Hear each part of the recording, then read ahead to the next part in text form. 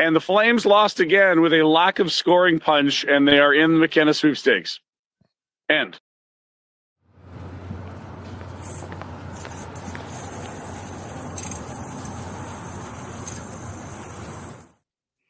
Well, it was a match that combines all the thrill of a Xanax-induced dirt nap with the added spice of a growing cloud of ennui. The Flames had the edge on shots, and that is about it as they fall 4-1 in Minnesota. It's Cami and Pike on Afterburner, a presentation of Bet365. Never ordinary at Bet365. Get in on the game using code NATION. And thanks for hanging out. If you're watching us live on YouTube, hit up the Superchat to support Youth Centers of Calgary and get us to talk about whatever you want. But at the end of the day, the Flames are still looking for their first win since the Rasmus Andersson trade. It was definitely one of the less inspiring outings the Flames have had. Like, they outshoot the Wild 30-24, but you know those like rice cake chips, Ryan, that you can eat like 1,000 of them and you never get full. And that's what all those shots felt like. It's like, sure, but was there a lot of substance there? And one thing we heard throughout the broadcast was that the Flames deserved better. Did they? Did they? That's a good. All right. Looking at the statistics on the National Hockey League website, in the last 5 games, the Flames have they've scored 7 goals in 5 games. Where I don't care how good you are defensively, that will not get you where you need to go. So they are 0-3-2 in the last 5 games. Sans Rasmus Andersson with 7 goals for. They have 2 power play goals. The power play goal streak was snapped at 2 games this evening, and the penalty kill allowed a goal for the first time since January 13th. So, I don't know. It was as you alluded to, the platonic lack of ideal of Minnesota Calgary games in mid to late January on a weeknight, where the only thing missing was like a sideways blizzard. I don't know how the weather was in the Twin Cities, but it was a game to be experienced but not enjoyed. And the best thing I can say about it is over now, and they have 29 games left in the season. 3-8-2 in January so far. They were the wins were, how do we say this politely? Grinders. They were not especially picturesque wins. They're wins in January, friends. I think you got to give them the Islanders win. That was a good game. And to be fair, though, the Islanders weren't very good. But the Flames, the two road wins were a 2-1 win in Pittsburgh, where you lose Blake Coleman. You're playing without Blake Coleman, and you're just like, all right, let's just turn this into a grind. And the nicest thing I can say about them is they dragged Pittsburgh into the muck.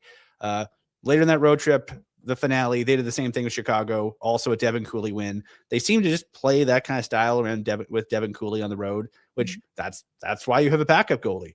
But I don't think there's a lot of fans in road markets who see the Flames on the docket and go, whoa, get a babysitter. We got to go to that game. And, there have been cases in the past where the Flames were a circle on the calendar. You're going to get a show during the Goduro, Monahan, Kachuk years. And I'm sure in the future, the Flames will be a team that people will enjoy watching independent of their fan allegiances. They have some players in the system who I find very fun to watch, which we will get to later. But for the time being, the entertainment value, if you had a choice between watching Heated Rivalry again or watching Flames Wild on a Thursday night in January, I can understand why you'd make certain choices. You know what? Why not both? People have multiple screens. They need to start playing more Wolf Parade, though, at hockey games. That's what I think we need to really take away from this. Have you watched it? No, I'm saving it for the Olympics. Okay. It kind of slaps. I'm into it. But anyway, let's dig into the game here. Ugo from the start, like, we knew what we were in for early on this one. And like right off the bat, like less than a minute in, you fear for Mackenzie Weegar, just a huge shot block on Quinn Hughes. And he is like right to the bench. It's like he had 3 or 4 of these. He did one off the hand too. That one always puts the fear in you. The hand. There's so much less padding, and you just don't know what edge is going to hit where. It's never fun. So kids, don't try to grab pucks with your hands. No, just it's a bad idea. There's too many things that can break. Don't be a hero. Don't be a hero. But it was Yurov breaking through early. Tarasenko had a really wicked, like, backhand centering pass. And, like, Yurov has a really wide open net. He gets his 8th of the He season. was quite busy late in the game. He had to make some high quality chances. But, if you're on the road, I would say, if you're the goalie, if you're on the road, and you haven't won in a while, 2 goals on 3 shots is not a recipe for success. But if you're the 5 guys in front of him, don't put him in a position where 2 goals on 3 shots put you behind the 8 ball for the whole game. Like this is one of those things where if you want to blame the skaters, you can blame the skaters, because on both of the goals, this one and the one we will throw to momentarily, you can look at the play of the guys in zone and go, ooh, he had like 2 or 3 chances to clear that, or ooh, why is that guy open? The Flames have had a lot of problems breaking the puck out. Yeah. It just leads to too many extended opportunities. There were a couple times tonight where, there's a straight minute of ozone time for the Wild. And like, this is, what are they, 3rd in the league overall? Not sure how that changes after tonight's results, but that's not a team that you can give those kinds of opportunities to. Yeah, there's the old fashioned, if you're walking, you turn away from the TV or you look at your phone, then you turn back over and you're like, oh, the Wild have a power play? Oh, no. Oh, okay. I guess it's one of those nights. The Flames have a power play that just looks like even strength. We'll get to it. Because we gotta. Well, it wasn't looking good early. This was the vibe. And Adam Klapka says, you know what I'm going to do? I'm going to fire up the crowd. I'm going to fire up the boys. And he did his darndest. For the cancer charity that I think one of their relatives, it might be a parent or something, someone close to the Foligno family had battled cancer. And so during the head-to-head games, their they're doing... mom passed. Oh, yeah, that's what it was. Yeah, so they're doing this in their mom's memory. I think it's really cool. It's a nice way of doing it, and it's, it adds a little bit of fun to some Minnesota-Chicago games, which, I mean, in the standings, they might not be incredibly important, but it gives a little bit of pep. But, yeah, it's Adam Klapka with Ryan Lomberg sitting as a healthy scratch for the 2nd consecutive evening, trying to fill that role to, bring some vibes, bring some energy. He tried. Yeah. He tried. Effort was there. And then that's 2 thus far, Shooter. They were both, we'll give it to Minnesota. Like their goals were nice. Like the second one was the insane stretch pass from Hinostroza all the way down the ice. And that's one you're hoping, okay, that's a tough one to throw in your goalie. You probably want to do something to help him out there, but it's also a hell of a play. So 2 goals on 2 very nice sequences by the home side, and 3 shots in, the Flames are down by 2. Yeah, and I mean, that pass, looking at the visualizer on the NHL website, it looks like it goes right through Kadri and Connor Zary. And I mean, the bright side is that Calgary held Minnesota to 3 shots for the bulk of the period, but dark sky side, they scored on 2 of them. Like, the power play looked like it was going to do some good things. Klapka drew a good penalty. They had 6 shots, but just nothing going. Yeah, it's a power play that certainly moves around a bunch. It's a power play that certainly, they've gotten past the point where they can't gain the zone. They get the zone. They've gotten some good zone time, and because of that improvement, modest as it may be, they've gone from being 32nd with a bullet to, I think before this game, they were 28th or 29th in the league in power play conversions. They're 30th now. So they just dropped to 30th. So they were 29th before. So they've gone up from being dirt worse to being poor. But if if the Flames were a team that was close to the playoffs, you look at their special teams and go, man, that penalty kill, they gave up a goal tonight. We'll get to that in a sec. But, the Flames penalty kill, even after giving up a goal late in the game, 5th in the league, quite good. If you could hang your hat on that, if you're trying to convince yourselves that you've got a foundation of good defensive structure that you can build off of, when the other team has, I think this is in the year of 2026. That was the first. The Flames are think about that. They're all month. Their goal differential on the penalty kill is now finally in the red. They were even. They had scored up until this game. They had scored as many shorthanded goals as they allowed power play goals. So that is to say, penalty kill gave up a goal tonight right after a 5-on-3. Boo-hoo, they're still very good. They're statistically one of the better penalty kills in the NHL, and the results back that up. Power play is bad. It's gotten better. It looks like a power play now. They move the puck really well, but just it's the case. If you look at this game, you're down by 2. You're outplaying them at 5-on-5, arguably. You got more shots. You got 2 power plays, like right after, I think one right before the goal and one right after the goal. So they were a long power play when you're, right after you go down 1-0, and then another one when you're down 2-0 late in the period. And you just can't, like, if you get something on one of those, it's a completely different hockey game. But the Flames power play is just not something you want to rely on right now. Well, I'm happy you're making salient points because I spent most of the second period focusing on the fact that Middleton's mustache makes him look like an old-timey Western villain that would like tie somebody up and leave them on train tracks. No, he's about to be run out of town by the sheriff. He also kind of looks like a bootlegger. Yeah, rum runner. Yeah, I can see him do that. Shout out Crow's Nest Pass. Have you ever been there? Not in a while. First bar past the Alberta border for all the kids turning 18 on the BC side. That's a rite of passage. Well, because it was asked in the chat, token goal. Boy, howdy, they got one. Frosty the goal man, as you said. It was a good quick play. They talked a lot today about how a lot of the Flames goals do come off the rush, and that's what we saw here. Cooley kicked out a pretty big rebound. Jonathan Huberdeau. Is he that good defensively? I think the big challenge with him is just figuring out, and to be bluntly honest, a year into his tenure in Calgary, I'm not sure if I'm any closer to figuring him out as a player. But, he does a bunch of things well, but I don't know what his thing is going to be here. And, he's on a 2-year contract. So it's essentially he has an audition to figure out if he's going to be someone who's going to be here for the first several years of the new building, or if he's someone that packs a bag and goes elsewhere early on. So, we'll see. Hell, this rate, I don't think he has a contract for the first year of the new building. So, he is a guy at a position where suddenly they have some guys coming up behind him, and maybe he can be a long-term guy, or maybe he's a transition guy to, bridge to the new generation. We'll see, but it was a nice goal. Yeah, like he's on pace for his second most productive season goals wise. Like he's projected to hit 16. He's never gone above 19, but it makes me wonder, like, is this the Sam Bennett experience part 2, the remix? No, that's Connor Zary. No, is he a center? Is he a winger? He's certainly pretty good as a winger this season.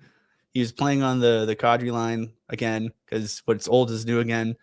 But yeah, I there's a lot of question marks they have to figure out. And I think they're closer to figuring out Connor Zary than I think they are to figuring out Morgan Frost. That would make sense. I mean, I think Connor Zary was one of the more exciting players to watch. And then it was just the injuries. Like he never really found that jump again because, there was certainly a stretch where he was one of the most creative players to watch on the team. He was trying things. He was getting Huberdeau going a little bit as well. I mean, chicken egg there, but things were happening, which was effective and promising to see. And now it's still just like waiting for it to break through. But he's been playing some good hockey lately. Yeah. And I think especially if you're the idea of, man, the Flames need to play fast, and to play fast, you need either fast players or players that can play fast. And at his best, Zary is both. And I think that versatility, his ability to make plays in motion, make plays without we've all played with the guy at various levels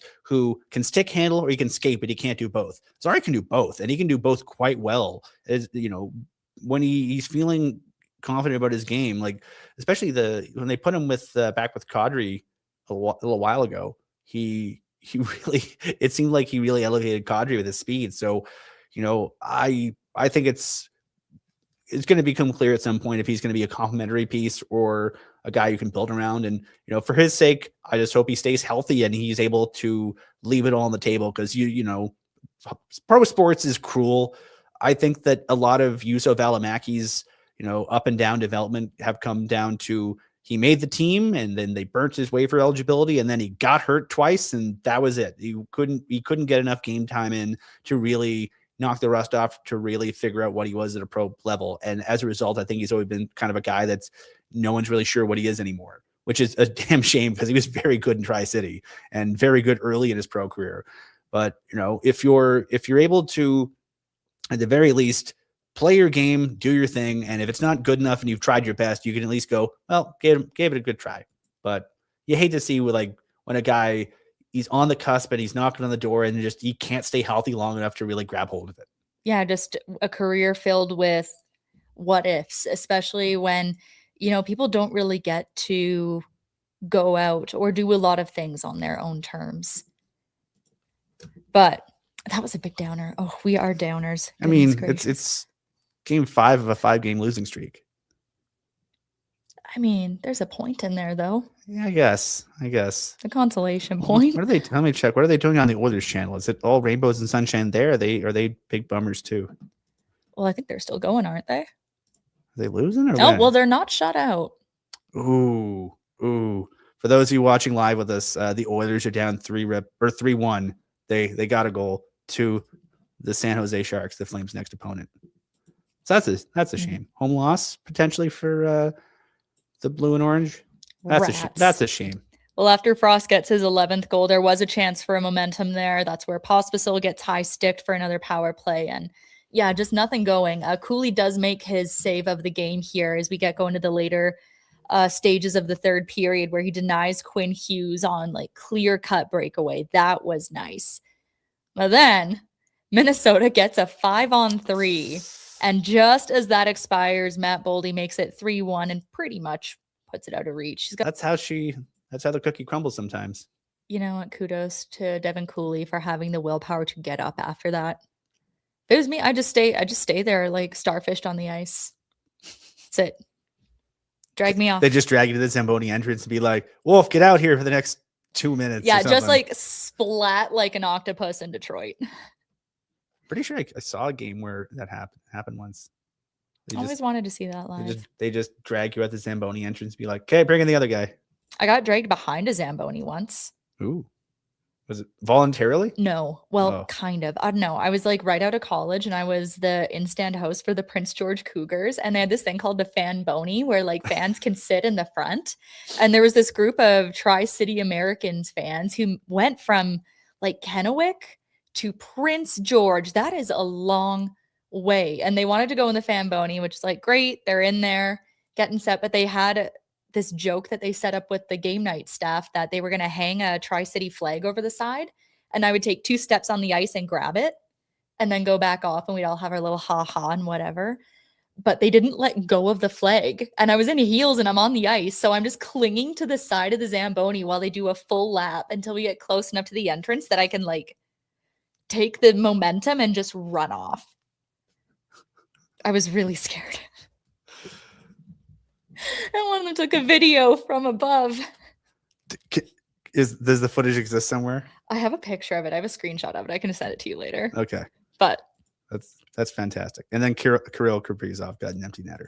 Yeah. To make it 4-1 final. That's it. Bada bing, bada boom. We don't have replays of empty netters because they don't. You didn't score on a goalie unless it's unless it's a goalie goal. Our general thought process is you don't need to see empty netters. But if Dustin Wolf scores a goalie goal, damn it, we're going to play that on a loop through the next few shows. You don't have enough of either one of them. No, did you see how Seattle at their community rink they do the Oops All Goalies shitty game once a year? A lot of places do that. They are so fun. I just like seeing goalies do stuff. It's like the olden days when pitchers had to bat, and it was really impressive when pitchers hit home runs. You're like, I didn't know you could do that. People think Ohtani's so fancy, and he is. Ohtani's amazing. But in my day, Kerry Wood had to throw a one-hitter and then hit for himself. And he had to do that every 5 days. And we're all better for it. Then they came in with their designated hitter. I just hate the DH. It's a bad rule. Sure. Anyway, yeah, Flames lose 4-1. Well, we agree. Cooley was not the problem here. They dropped to 21, 26, and 6, 48 points. They return home for a 3-game homestand to close out their schedule before the Olympics where the rink is hopefully done by now. Yeah. Maybe the women's tournament starts in a week if they're not done. It is coming up quick.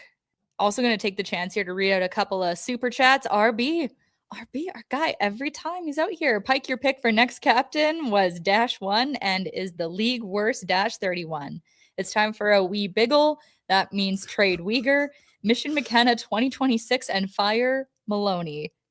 I agree. It's a bit of a, biggle it's a is lost, a fantastic phrase. That is pretty that is good. very nice turn to phrase. Well done, sir. I think we can agree it's a bit of a lost season for Mackenzie Weegar, and it's just going to be about salvaging it at this point. But my brother in Christ, this is the worst time to trade him. Like, that value is never gonna. You know when they should have lower. traded Rasmus Anderson when he was last year and quote, he's having chewing on minuses Yeah. and quote playing like crap by his own. Those are direct quotes from the player.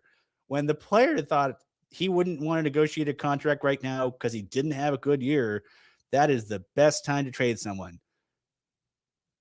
Like, that's why you sell your car after you've cleaned it and put a full tank of gas in. You've never felt better about it. It's never looked better. But if it's dirty as hell and it's got all kind of dings and you're just coasting in being like, please just buy this thing so I can get out of here, that's the best time to negotiate. Yes, sir. And you know what? Gotta hit the cap floor somehow, especially if you're moving out more veterans, which we believe they might be, especially if Kadri is open to going. We know we won't see Coleman before the Olympic break.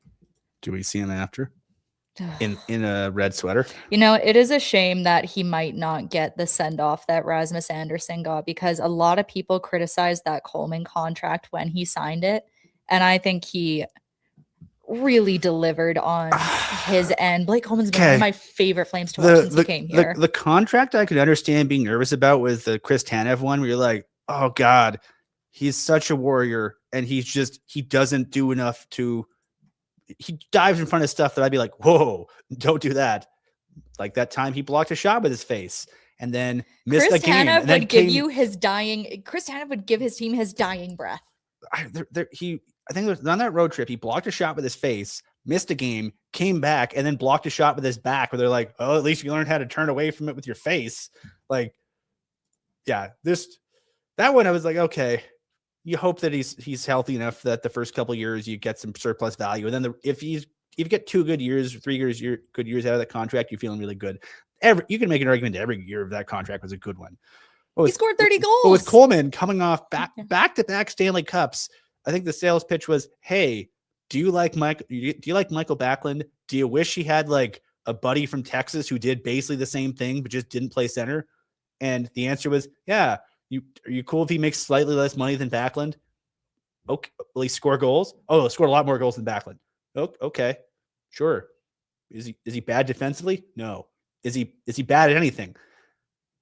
No, not really. You know, he's probably not your first guy in the power play, but you can do it. He'll be good. You just hope you have 4 guys in the power play who are better than him, so he's on the second unit. Isn't he a Peter Maher Good Guy Award winner? I believe so. I think he was unanimous last year.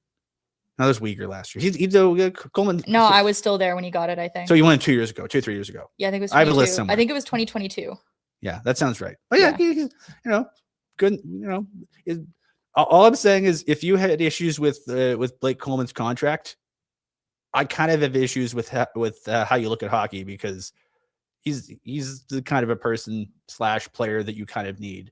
And whenever he finds himself wearing a different jersey, I think a lot of Flames fans would be like, damn, I hope it's not Edmonton. I hope it's Dallas if they got to do That'd it. be good. Dallas. Let him go to his hometown team. Let him be a hero. So they're just hoping, and Dallas needs something. Dallas just needs a little more seasoning.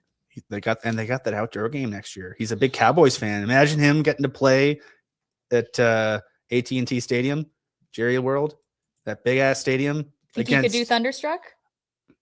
We'll see. Think he could do anything. I think Blake Coleman's multifaceted. He could do a lot of things. You give him enough time, he can figure it out. But yeah, hopefully good. And in terms of cap floor for next year, I got the math in front of me. I think they're fine. Cap floor is 76.9 million right now. I'm going to choose that typo. No one looked at my typos, right? They're at 83 million. So even if they trade Coleman and get nothing in the world back and replace him with nothing, they're at the cap floor. So barring the trading of more veterans with existing contracts may or may not happen. I can think of one or two. They're probably fine. Average to mediocre. Is this the right chat for some Skinner love? Yeah, because that guy does have a goalie goal. Yeah, and a Good for him. fantastic mustache. Great mustache. He was also at the Heritage Classic in Edmonton, day of the game. He was like signing things for fans. I remember. And yeah, and it's like no one ever does that stuff on a game day. So like, good was he wearing like the overalls like that they all wore to the game? No, like the oil rig. I think the Flames gear was sort of a little bit worse. Wearing the denim. Well, I think the jumpsuits that the Oilers wore were the denim looked more lived in. The issue with the Oilers was that the boots and the hard hats looked pristine. Yeah. You know, like those helmets really said I haven't done a hard day's work in my life. One more super chat here from Shrimp on the Barbie. Frost on pace for 16 to 20 goals. Is it a pass mark? I think you got to hit 20. You got to hit 20 to be. And I think the problem is, and again, this channel, we are pro goalie goals, pro goalie fights, pro Michael Backlund, except for one or two people on other shows that we don't need to get into right now. But in general, I think Michael Backlund should be your third best center. If things are going properly, he should be your third best center. Right now, Michael Backlund is second in center scoring by a decent amount. He's actually he leads all centers in goals. If you're Morgan Frost, you're hoping, okay, you want to be flirting with Kadri numbers offensively, or at least getting close to Kadri numbers. Not, oh boy, I hope I can outscore a 36-year-old Backlund. And again, that's nothing against Backlund. It's more meant as a slight against Morgan Frost. I mean, I'm older than Backlund, and I'm in so much worse shape than he is, and the gap is widening very quickly. Yeah, that man needs to drop the skincare routine. I'm intrigued by it. When he retires, he'll just do like TikToks about skincare. Oh, damn, I would watch that. I don't have TikTok, but I would watch it. Yeah, someone would like. I would hope that he would post it on Instagram 2 weeks later. I would hope so. And that's we'd figure it out. Especially as an NHL player, like how do you figure out like just the idea of like maintenance of yourself? Like how do you get like regular sleep being an NHLer with small children? I assume their partners do most of the work. Oh, definitely. But like even just like, do you remember, was it Markstrom or Lindholm? I think it was Markstrom when he was a new dad, and people were asking him like, "Has that been really difficult? Like, are you helping out late at night?" And he's like, "No." There's like two women in the room are like, of course. Of course. The 1,000-yard stare. We know. Oh man. Hey Derek. Hey, our buddy Derek. This is the kind of fascinating content that you are helping us create. If you're buying or selling a house, condo, townhome, or duplex in Calgary, use the Derek Newman Group. That's DE-double-RICK. Nope, that's not it. DERRICK. Derek with 2 R's and an I. Yep. I think I like saying double Rick more. Double Rick is, I remember it better. I also really like that new graphic. It's very snazzy. It's huge. It's very nice. But 90% of Derek's business is done through referrals and repeat business. And I mean, I wouldn't tell my friends to use a crappy realtor. So you know it's good. I would hope not. Unless I really hated you. You have a list of people you're like, you got to use this other guy. There are realtors I don't like. That's a topic for a different show. No, actually, one of them is really funny because they photoshopped themselves in front of a monument with a sold sign. And it's like, did you sell the Taj Mahal? You sold the Taj Mahal? What a coup for you, Alberta realtor. What kind of commission would you get on selling the Taj Mahal? The GDP of a small country, I would assume. Derek, not like that. He doesn't sell the Taj Mahal. That would be wrong. That would be improper. But he will help you find a real great place to live or put your place on the market and make the process easy. So if you're interested, you can visit the new website, dereknewmangroup.com. That's DERRICK Newmangroup.com, or call 403-619-6661. Now, tonight was, do we call it a milestone? Gridin did play his 10th game with the A Flames. benchmark, I suppose. Okay, yeah, that sounds more accurate. So if you're we'll get into the weeds a little bit. So if you're a teenager, if you sign a deal at 18 or 19, then your deal can slide until your 20-year-old year, as long as you don't play 10 NHL games in either of the seasons. As soon as you play 10 games, your contract starts to run. Earlier this year, Zayne played his 10th game, and so instead of sliding potentially for a year, his entry-level contract begins this year. And so Matvei Gridin, coincidentally enough, drafted in the same first round of the same draft, 2024. Sounds like a pretty good draft so far. He has played his 10th game with the Flames this season, and so his contract starts to run, and his entry-level deal will end 27-28. Yeah, that's it. That's 2 years, 2 more years. So, yeah, I mean, gets him to his next contract a little bit sooner, but also his numbers have been solid, rock solid this year. Very good in the AHL. He will be, I believe, he's going to be heading back to the Wranglers to play a bunch of games during the Olympics, not in the Olympics because he's both too young and Russia's not invited. But he will be playing in the AHL during the Olympics, and he is the Wranglers representative at the All-Star game as a rookie, one of 3 teenagers who are going, which is pretty damn cool.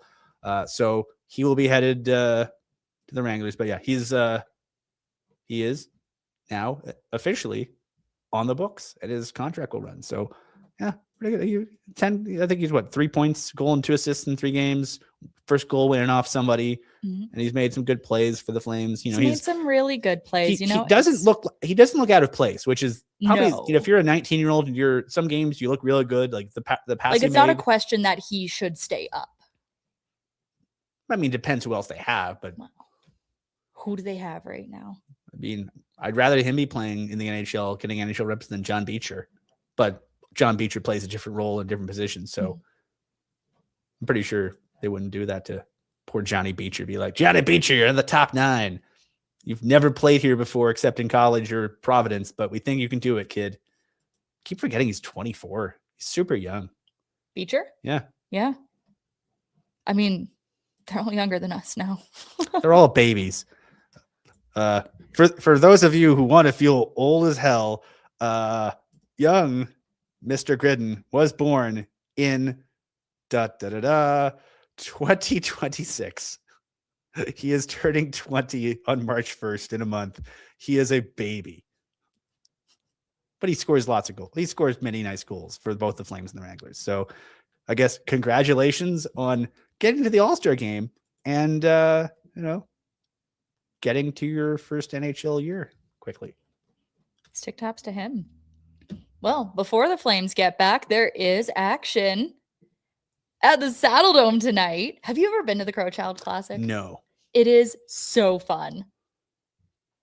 It's nuts. So for those who don't know, 12th annual Crowchild Classic at the Saddle Dome, and it's a sell. There's like more than 13,000 kids down there, like 90% university students with the Dinos and Mount Royal Cougars taking each other on. Women's game was first this year. Men had the late matchup. They reverse it every year, but it is like a wild atmosphere down there. I remember one year, like the signs that the kids all have are amazing because they're just chirping each other. And one year, the PA announcer, like he's really revving his engine. He's like, "Please welcome to the ice your Mount Royal College Cougars." And it was like, I don't know, the UFC fans were like hyenas. Like that's amazing. Like Mount Royal has not been a college for many, many moons, but I remember they made a big deal when they changed it. Were the kids chanting Mount Royal as a college? Yes. I keep calling it Mr. U accidentally because my brain is just poorly run. In the women's game, Dinos beat the Cougars 2-1. I think we actually, Jack, do we have the game-winning goal there?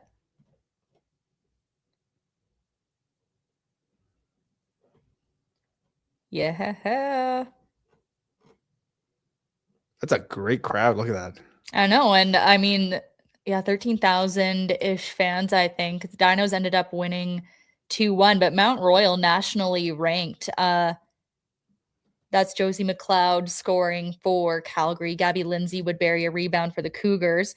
The men are still on the ice right now. Mount Royal is up 2-1. They got kind of blown out last year. So I heard they actually had a poster that said never again.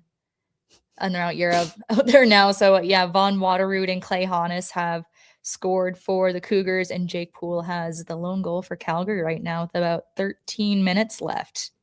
And both of those teams are nationally ranked. Like, I say it a million times a year. This is the most underrated level of hockey. It is so fun to watch. And a lot of these guys do still go on to play pro at various levels afterward. I mean, I think we mentioned it after the Caps game, but Logan Thompson, like, he was playing for Brock, and now guy's a Stanley Cup champion, and he's going to the Olympics. That's insane. Noah Philp, former Golden Bear. Yes, sir. Derek Ryan, former Golden Bear. Yeah, it's becoming an area, especially with like how complex the hockey world is these days developmentally. Not everyone has the same developmental path. Some folks take a little bit longer, and you got to run your own race. And I think there's still a lot of good talent at that level. Adam Kidd, former Calgary Hitmen player, is currently leading the Dinos men in scoring with 37 points in 22 games. And there's some other players whose names I recognize who are a little bit less impressive points wise, but are still doing pretty well. Wyatt Wilson, Carl Stankowski, Calgary Hitmen, former netminder there. Same with Ethan Bonaventura. That's a great name. And Kari Jykinen, I believe, played for Kelowna. He was at a couple of Flames camps. Carl Tadachuk. So yeah, it's a lot of good talent at that level. So keep your eyes out, because one of the more underrated places for NHL clubs to find talent now is scouts always just flock to the University Cup, and you end up getting a handful of signings out of there from the teams participating. So it's very cool to see that. I'd say the Crowchild Classic has, I'm not going to say quietly, because of the university students, it's very loud and boisterous, but it has loud and boisterously become very quickly one of the cooler events on the Calgary sporting calendar. The teddy bear toss for the Hitmen took a few years to really get a foothold, and the Crowchild Classic, I think, has become rapidly something of arguably similar importance in terms of the community it serves. So very cool, and hopefully the Dinos get the sweep. I just wish we had more of that atmosphere for a lot of our university sports. Like, why are more people not going out to like behave like that at a Dinos football game? I mean, we did when they went to the I think the UTEC Bowl. When I was there, they made it to like they didn't make the Vanier, or it might have been the year before. I think 2019 was the last time they won. Yeah, won it all. Yeah, so they went. Yeah, it would have been. But yeah, I think it's basically just, how do you turn it into an event? And the nice thing is, like, folks love events. We've seen the Wranglers did the Festival du Calgary, du Calgary. My French is passable to poor, but yeah, this past weekend with young Zayne Perec in the lineup, they basically said, Laval's coming to town, let's just do a wacky French Canadian theme game because it'll be fun. And crowd is great, kids had fun, it's a good game. One of the things you go, okay, I got it. What did you do? Sing Je suis un pizza? No, bilingual anthem though. I couldn't remember the words. I just sort of mumbled along. They need to make the Grey Cup and Vanier Cup the same event, weekend of football, same stadium. Hard agree. Yeah, they used to do that, didn't they? They had the same weekend, or the same stadium but different weekends or something. But yeah, let it piggyback. Like when they do these the outdoor hockey games, you're spending so much time turning a friggin' stadium into a rink. Have college teams play there too. Have the junior teams play there. Well, they did that in Saskatchewan at Mosaic Stadium after the Heritage Classic when the Flames played the Jets. The Pats and the Hitmen played the next day, and it was awesome. They did that here too with the day after the Flames Canadians game in 2011. The Heritage Classic that was hosted here at McMahon. They had the Hitmen play the next game because they're like, rinks are already here. Be fun. Screw it. Let's do it. So I think figuring out how to get them out. I'd say let the NHLers go on first, because they're like, we spent the money, we want to make sure the ice is good. Okay, I get it. That's a trade-off I'm willing to say okay to. But then just let it off to the kids and be like, okay, we're gonna leave the rink up for 2 or 3 more days. Go nuts. We'll tear it down when you're done. You already spent the money. Gotta make the most out of it. Yeah, leave it up for a couple days. Charge much cheaper tickets. Fill up the crowd with like kids or people who didn't want to go to or couldn't afford to go to the main game, but still want to say they saw the ice. I mean, there's a business case that can be made for it that won't cost you anything more, and you might get a little bit extra money out of it. So come on, you guys. So some stuff has gone down since we started this. The Oilers have roared back to tie the game and go to overtime against San Jose. The Oilers have tied the game? Hallelujah. I didn't know if my heart could take another Oilers loss. Truly, tough battles there, but good a time as any to get to the road ahead, I guess. So, yeah, both these teams, Calgary will see before the Olympic break. Sharks bagged 3 goals in the first period against Edmonton tonight. Graf scored 26 seconds in. Man, San Jose was 20, 50, and 12 last year. Last in the league. 1 year later, not even done the season, they're 27, 21, and 3, and in a wild card playoff spot. There's like a whole generation of kids who are going to grow up with San Jose being the team, like the Caps and Penguins of our generation. So it's fun. If you look at the roster, I mean, you got Will Smith, who in his draft interviews mentioned that he does know the full rap to the opening rap to the French Prince of Bel-Air because his name is Will Smith, and I imagine he probably got bullied into learning it at some point in his youth. Why? Who else is named Will Smith? Never heard. I don't know. I think an actor of some kind. But yeah, they got Celebrini. They have Askarov coming up. Sam Dickinson is a very good young defenseman who's finding his footing. Like, you don't have to. They got you don't Carson Wetch getting ready for the Memorial Cup and Celebrini's old friend growing up. Yeah, it's kind of they were kind of bad for a while, but they were also smart enough to get a bunch of draft picks the years they were bad, and then they can turn it pretty quickly. So if your team is bad, it doesn't necessarily mean you're going to be bad perpetually. If you think you know what you're doing, there's a lesson in there somewhere. But anyway, the Flames have the Saturday matinee against the San Jose Sharks. That is 2 p.m. Mountain on Saturday. Monday, hosting another team in dire straits when the Toronto Maple Leafs come to town. Oh, baby, they lost 3 in a row coming into tonight. I believe they're playing Seattle right now, if you can check the score. But 3-5-2 in their last 10. Like, there will be blue in the audience. But that seems like a terrible vibe. Like, at least in Calgary, people are hopeful for the future. Seattle is up by 2. Great. Like, people in Calgary are talking about being in contention for a top pick in the draft, but like, they don't have any picks. Where is the positive? What is there to be happy about there? They thought that they solved the problem. Like, okay, buy Mitch Marner, and it's dark. Austin Matthews doesn't even speak anymore. Their coach's head is falling off. I mean, he's capable of speaking. He hasn't been requested as often.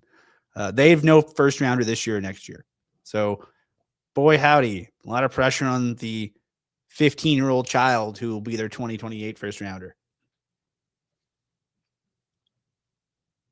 Unless they trade it. They might trade it. Yeah, I don't know. I'll say this. We all have a friend who's a long-suffering Leafs fan because that's the only kind of Leafs fan there is, it seems. Mm-hmm. This Seattle game and this road trip, these are 8:00 Mountain starts. So your most obnoxious, saddest Leafs friend, this game against Seattle started at 10:00 in Toronto. The game they're playing on Monday against the Flames starts at 10:00 in Toronto. These poor suckers, these poor souls, the folks cheering for a team that has not won a championship since my father was 15 years old. They have, not only that, they have to deal with the history and deal with the perpetual pain, the Charlie Brown in the history of championship sports, but they also have to deal with our mountain time zone and our late starts and staying up to God knows when. So I don't know. Leafs fans, I feel for you. I don't think women were allowed to have credit cards the last time the Leafs won a Stanley Cup. The last time the Leafs won the Stanley Cup, there was 6 teams in the NHL. We hadn't been to the moon yet. Yeah, they had not yet expanded the National Hockey League beyond 6 teams. I believe they legalized the forward pass 2 years before. Actually, no, they legalized the forward pass in the 20s, but still, Yeah. Mistakes have been made. But yeah, to the least we're coming, guys. So at the very least, the crowd will be energetic. Is that the right word? Boisterous? Raucous. That's a good word, raucous. It is a good word. We'll see who's healthy. I'm kind of bummed out that Chris Tanev is still hurt because I don't know. I like Chris Tanev. He's fun to watch play hockey. Yeah, I love Chris Tanev. Wednesday the 4th, wrap up the pre-Olympic schedule with a good old-fashioned Battle of Alberta. Must win. Only games they're allowed to win now for those who want their Mission McKenna t-shirts. That's an 8 o'clock start. They did pull off the comeback, 4 unanswered goals against San Jose here. Usual suspects. Oh my gosh. Draisaitl, McDavid, Bouchard, Hyman. And somewhere someone is playing they can't just keep getting away with this meme from Breaking Bad. Apparently they can. Apparently they can keep getting away with this. They find a way. I prefer like that. Yeah. You need the Jeff Goldblum meme instead. Life finds a way. Good for you, Zach Hyman. Good for you. Yeah. Outscored 3-0 in the first period. Overtime win. Okay. You do you, Edmonton. You do you. Yeah. Well, that's the road ahead, brought to you by Platinum Mitsubishi, family owned and operated by lifelong Calgarians. At Platinum, the lease and finance rates start at 0.99%. You can check out the Outlander PHEV, Canada's best-selling plug-in hybrid SUV. Get into the best-backed cars in the country with a standard 10-year powertrain warranty at Platinum Mitsubishi at 2720 Barlow Trail Northeast. So what is next for old Zayne Parekh? Pike? He's going to play a hockey game tomorrow. He's going to play as the funny thing is, so I love it when the schedule does this, when the farm teams and the NHL teams play at the same time or play against each other at roughly the same time. So Friday night, the Calgary Wranglers are down in San Jose at where the hell the arena is called down there. SP Pavilion, HP Pavilion, whatever the hell it is. The arena in San Jose. Then they're going to be playing the Barracuda, the AHL affiliate of the San Jose Sharks. And so this will be the 14th and final day of Zayne Parekh's conditioning loan. He gets one. He can't have more. So they can't ask for another one. They can't extend it. It's 14 days and that's it. He can't go to the AHL again this year. He can't go to the OHL. So it's Flames the rest of the year. He can't go down to the AHL after the NHL season's done. He can't go to the AHL after the OHL season's done. It's Flames or bust. There are a bunch of, I'll write something on the website later to give you way too much detail, but that's the gist of it. It's Flames or bust for him to the very end. So until game 82, he's with the Flames. And after game 82, he's going to go visit his parents or something. Going to go play mini golf. I hope he plays mini golf during their season. That's not too hazardous. Probably helps your mental concentration. But he has played 3 games so far in the American League. His first game, he looked like someone who hadn't played in 2 months, but he was trying real hard. Second game, started figuring out, made some good passes. He made a heck of a play from the point that got tipped by Idar Suniev, and he played a hell of a lot in a game that the Wranglers did not win, probably should have, because they played very good in that game. But shorthanded goals killed him in that game. And then his third game, he scored twice, including a goal that went over. I don't know if you've heard of Jacob Fowler, the third string goalie in Montreal. He's really good. He played the NHL this year. He's played, I think, 10 or 12 games in the NHL. He's very good. And Zayne Parekh just beat him like a peewee goalie over the shoulder. Like he just threw it on net, and you basically had to place the size of an envelope beside the guy's head. You could put a puck, and he did it. Zayne Parrekh's kind of good at hockey. So through 3 games, he has 2 goals, 2 assists. He is playing on a pairing with Nick Cicek, and they're playing very well, as players who play with Nick Cicek tend to. But yeah, so he's got 1 more game left. It'll be on Flow, and I believe 960 is doing the radio call since it's not immediately during a Flames game. So I believe that's a 7 o'clock start or 8 o'clock start. It's a late game. It's a West Coast game on a evening, so I assume 8 o'clock Mountain start. 8 Mountain. So yeah, 8 Mountain on. If you subscribe to flowhockey.com, you get all kinds of stuff there. But you gotta subscribe, so it costs money. Or you can go to 960 and catch it over the airwaves. You don't get pictures, but you get audio from Sandra. And I believe, I want to say Maddie Rose will do the color, but I don't know that for a fact. That's just me guessing based on past experiences. But that'll be his last AHL game, him being Zayne Parekh. And then he'll fly back to Calgary on Tuesday or on Saturday, rejoin the Flames, and potentially play Monday, probably play Monday against the Toronto Maple Leafs, his hometown team. He's a Toronto area kid.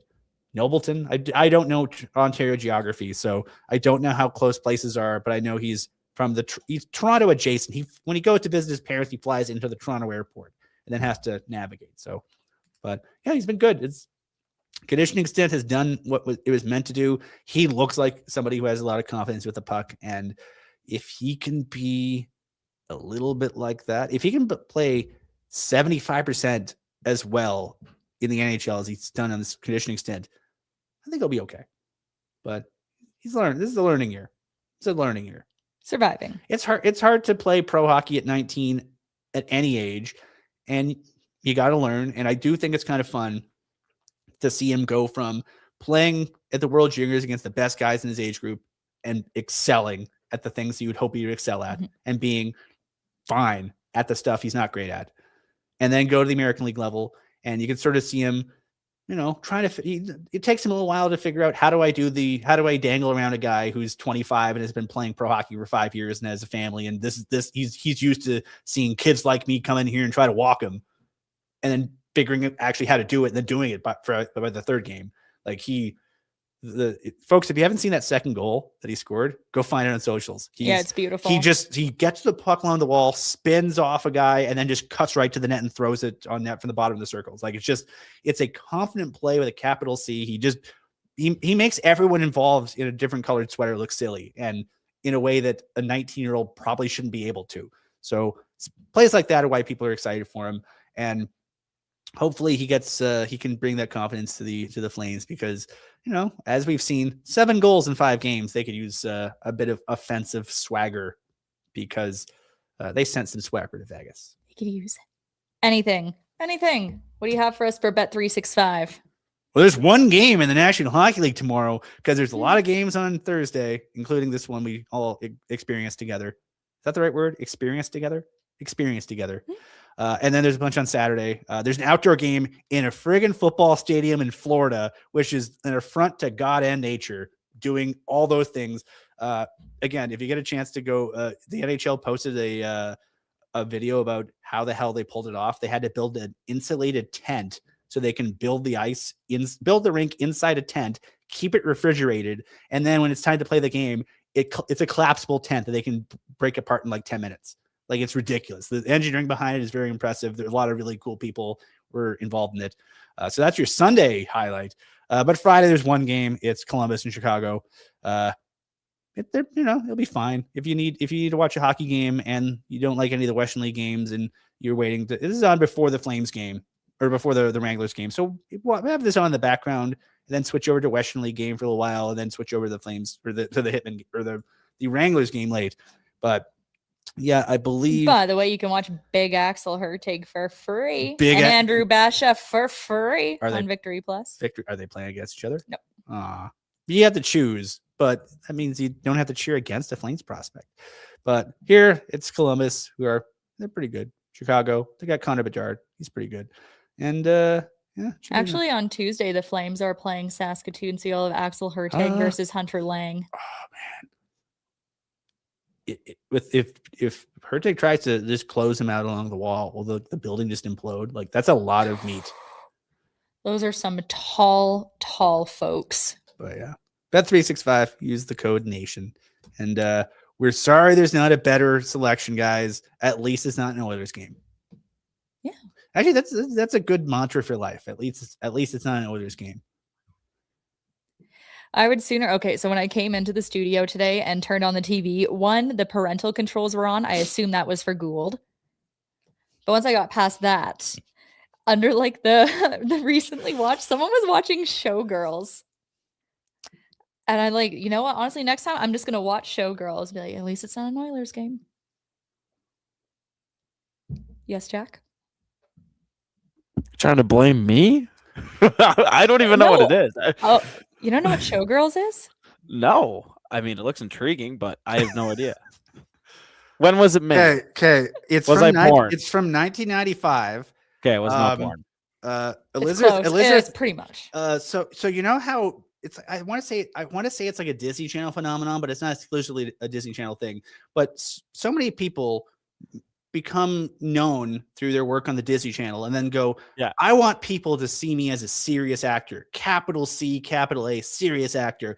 I'm going to go do something weird and dramatic, and people won't think of me as a little kid anymore. So one of the girls from Saved by the Bell did Elizabeth a movie. Berkley. Yeah, Jessie Spano from Saved by the Bell, the nerdiest person on that show, decided to make a movie where she was a showgirl, and it's a weird movie. It's the least sexy, most naked movie you've ever seen in your life. Yeah, everyone involved is uncomfortable at least 20 minutes of the movie. It starts off weird and gets weirder. It's camp. Yeah. I don't know what you do, honey, but if you're doing it at the cheetah, it ain't dancing. I don't know what the line is, but it's something you need. It's become sort of a cult classic. You kind of need to see it because it's so bad. It's one of those movies that can't decide if it wants to be good or bad. So it's both, and it's amazing. It's like, I'd put Starship Troopers in that category too, where you're like, what were they on when they made this? Like, they made so many weird choices. It's like in every scene, every actor involved went, what do I want to do in this movie? I'm going to do something weird as hell, and we're just going to make it work. They aimed so hard for a serious drama, but they ended up with a comedy. They thought they were making Leaving Las Vegas, except Nick Cage's character is a stripper. We're gonna make it a serious, Elizabeth Berkley. We're gonna get you to be this movie. People won't think of you as a Saved by the Bell. Look at what a gritty movie set in Las Vegas did for Nicolas Cage. I'll do it. And then this happened. We were way more excited to talk about Showgirls than we were to talk about this game. Leaving Las Vegas came out the same year. How were they making those movies at the same time? Yeah, they came out within like 4 months of each other. That is wow. Okay, I know what Jack is Googling tonight, and his algorithm is about to get messed up. They came out a month apart. They were shooting those movies at the same time. My God, the production people, imagine being in a bar in Vegas in an off night in production. They're just like, what are you working on? Working on a Nick Cage movie. He's an alcoholic. Oh, cool. What are you working on? Girl from Saved by the Bell is naked all the time, I guess. I don't know. People made choices. It did give us Versace, though. I love that. I don't even say Versace, however you pronounce it properly. Versace. You should maybe. I don't know. I don't know whether I should tell you to watch it or not, Jack. At your own discretion. Okay, so correct me if I I'm feel like wrong. I have to watch it now. Correct me if I'm wrong. The first scene is her getting her luggage stolen by some dude, by a truck driver. And the last scene is her running into the same truck driver and threatening him with a knife. Yes. Yeah. So What it's is, it's meant to symbolize the maturation she's gone through. She's become much more street smart and much less idealistic. I don't think she changes at all. She's crazy the whole time. But she carries a knife by the end of the movie. It's a the knife is a metaphor. For what? That she has a knife now. The 2 hours that we endure, at the end of it, she has a knife that she didn't have at the beginning of the movie. The knife is a metaphor for the lesson she learned along the way. And yes, that movie is much better than Game 53, Flames versus Wild. Much better. Although I did admit that was a nice goal by Morgan Frost. He did a nice job with that. But yes, everything's a metaphor, except for the things that aren't. I wonder if Rasmus Anderson has a knife yet. No, because he's going to get to Vegas. Someone's going to steal his luggage. And then 2 hours later, he'll have learned life lessons and become a more hardened version of himself. But also basically the same person he was 2 hours before, just wearing a different jacket and carrying a knife. You know, I'm changing the parental control number on the TV. So Gould can't get to the TV anymore? Yeah, no, we can't. He's too sweet for this world. Who do you think it was? Was it on the Apple TV or was it on the Apple TV? Huh. It was the first thing there. I don't know. Honestly, I could see someone clicking on it by mistake. Yeah, I don't know. It'll remain a mystery. It is a mystery. Yeah, but that's like, what about Apple TV would just be like, hey, do you want to watch Showgirls? Either someone went into the Apple TV looking for it, or Apple TV just like, man, the algorithm just wants to push a movie from 30 years ago because it's logged into my Apple, but I swear on my life I've never seen it. So maybe it's just pushing it for me. I gotta watch it. Report back, please. Yeah, we next time we all do a show, we want a 5-minute report on the symbolism and How long And is if we, it? oh, it's long. it feels it? longer than it is. You're gonna be tired of nudity by the end of the first hour. Yeah. 2 hours 11 minutes. Okay, that's not horrible. It's only 2 hours 11 minutes. I went to Avatar recently. That was like 3.5 hours. It Oh, I felt like it could was never never do going that. to That's end. too long. They need to have the decency like they did back in the days of Chitty Chitty Bang Bang, where there was intermission. Yeah, Intermission. literally. I'm old enough. I remember seeing Or seeing have it Gangs on of New York in the theater. two VHSs. Two VHSs. We used to be a proper country. Yeah, the old Civil War movie Gettysburg had it was such a long movie that they had to do the intermissions because they had to switch over the projectors. That makes sense. You know what? Next time, guys, we're going to move this conversation to one of two locations that the Unicorn has. There's one on 4th, one on 8th. Both great. Great places to break down Showgirls. That's where Jack will present his thesis on the metaphor of the knife. And they got it all. They got it all. The one on 8th has like the 3 floors, so it's basically 3 bars. And they got hockey, football, soccer, UFC, and all the games you can need. And the game day $7 pints of Molson Canadian. Can't beat that, and you're spitting distance from the Saddle Dome. I've been told that if you were at the game or at the Fourth Avenue location before a Flames contest, there is a non-zero chance that someone will come up to you and say, "What are you doing? You want to go to the game?" And just give you some tickets. And it's walking distance. It's meandering distance. It's a pleasant walk. You get to enjoy the area around the Elbow River. This time of year, it's very beautiful. We've had a very, very temperate fall and winter, and so you can enjoy a nice thing is there's park in that area. So you can have a nice stroll down to the arena, see a hockey match, and then have a stroll back to your car. Perchance stopping at the Unicorn before and after for sustenance. Yes, sir. Can't say it any better than that. It'd be, whenever I say sustenance, I feel like I need to have like an old timey bowler hat or something. Or like, Yeah, it sounds like you're talking about gruel. like this is the industrial Bowl of revolution. gruel? Yes. Please, sir, can I have some more? Or if you're Connor McDavid doing your new contract, it's please, sir, may I have some less? Please spend that money on players that can help us win in the playoffs. We'll see. We'll see. People are making choices, man. Yeah. All right. What else do we need to get to tonight? Is there anything else before we wrap this thing up? I don't know. The what else is there? Jack, how are you? Are you Outside drinking? of- Are you drinking a coffee? By the way, Yeah. jeez. I will go out of my way to plug the Western League is having a prospects game. So in years past, friends, in many years ago, we used to have there was the top prospects game, which was one game. Sometimes they split, but usually it was one game featuring players from all 3 Canadian junior leagues in one spot.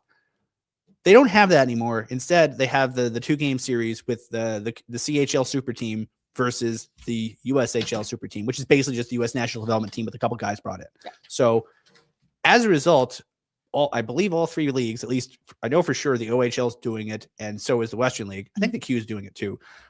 Instead, they're doing their own all-star games with basically just a top prospects game. Instead of doing the CHL one, it's a WHL one. So if there's a bunch of players from other leagues, you're like, I don't need to know who's on Saginaw. I just want to see who the best Montreal kid is. This is the place for you. Yeah. So it's a traditional all-star game, Team West, Team East. They will play each other. It is February 18th at the Langley Event Center. So mark your calendars. It's during the Olympics, but I think it's because of the time change. No, but it won't Canada be plays during, really early in the morning. Yeah. So you're going to be I believe awake it's anyway. a quarterfinal day. Ooh, that's going to be a good day for hockey. It's going to be a great day for hockey. And, Watch the Rucks tear it up. Ooh, yeah. The Andrew Basha back at Medicine Hat and killing it. He is a center now. Maybe he was a center the whole time, and we just never saw him play center because he was hurt his post draft year for a bit. and then he was in the AHL for a bit. But yeah, he's playing center between twins, and the Twins are both very good at hockey. Marcus and Liam Ruck, they're both very good. We can debate if someone should use their second and third round picks to try to get both of them. Who knows? I don't know which teams have multiple picks in the first 3 rounds who could possibly package them to get 2 twins. I don't know. We'll see what happens. But anyway, yeah, February 18th, it's a Wednesday, Langley Event Center. It will be free to stream on Victory Plus, as all Western League games are. So if you or your friends are just jonesing for more hockey, and the women's Olympic tournament wasn't enough, the men's Olympic tournament wasn't enough, you're still awake because you got all jacked up from watching Olympic hockey during the early morning hours, you're not quite sleepy, and you need an outlet, you could do a lot worse. And 2 Hitman players are in this game. Ben Macbeth? It's Macbeth. Yeah. That second A, the A screws with me. And then Landon Anheim. But yeah, lots of good players. Basically, if you want to get a crash course on the Western League's draft class, it's a good draft year for the Western League. It's a good draft year for the OHL. Quebec, it's another kind of down year. Oh, there's some great ones in there. JP Hurlbert, like people saw him at the CHL USA Prospects Challenge, but just so much talent there. Yeah. Is he still leading the league in scoring? Yes, he overtook Cameron Schmidt, but Bryce Pickford is still right up there too. A defenseman leading a league in scoring? That sounds like poppycock. I mean, it's a modern record. Broke Chris Russell's record too for most goals by a defenseman in Tigers history. Yeah. So yeah, mark your calendars. We will mention it again because it's free and it's going to be good, and you'll be able to get a crash course. And when the draft comes in June, and you're going to, all your friends will be like, oh my God, who the hell is this kid the Flames got? I've never heard of him. You can be like, I heard of him. Oh my God. Before the draft, I will come on here and yap about the most nonsense things. Oh yeah. With all these players. Well, thank you for doing my job promoting it. Appreciate you. It's free hockey, and it's the Western League, and it's free. And you guys the Flames aren't playing. I don't think the Wranglers are playing. You guys are going to be looking for something to do anyway. So yeah, support your local hockey, and also the league that presents the local hockey. Come through, Luke Holmes, Dax, and Rudolph. A couple Albertans on here. And if you're in the Vancouver area, maybe go to this thing, because I can imagine it'll probably be a very cost-efficient night out, and you get to see some good hockey. Yes, sir. Well, seems like a good place to wrap it up. And then you can also hear me butcher some Western League names and pretend I know how to say their names. There's some good ones. Oh, my favorite this year is Enzo Di Domenicantonio. That's just a fantastic name. It's a great name. Enzo? Yep. That just means he has got cool parents. Yes, sir. Or really mean? No, he's got cool parents. Enzo is a fantastic first name. And then we can hear me mumble is Vanasek's brother, or is that Vanasek's son with Tri-City? Not positive. We're at the point now where Vanek's son is on Calgary. Yeah, Blake Vanek's there. Yeah, the Ottawa Senators pick. He's been crushing it since he got there. Joe Aginla? Who? 22 on Team West. Joe Aginla? Yeah, that name sounds familiar. Don't know where I know it from though. Does he have a brother? I don't know. Looks kind of like the guy that they're painting on the wall in here. A sister who plays at Brown. Yeah. Won a gold medal at the women's U18s. Brother just played in some sort of an event and won a medal. Yeah, it'll kind of be. He scores a lot of shorthanded goals, actually. Yeah. Anyway, Flames lose 4-1. What a time. We really did this, folks. Have a good night.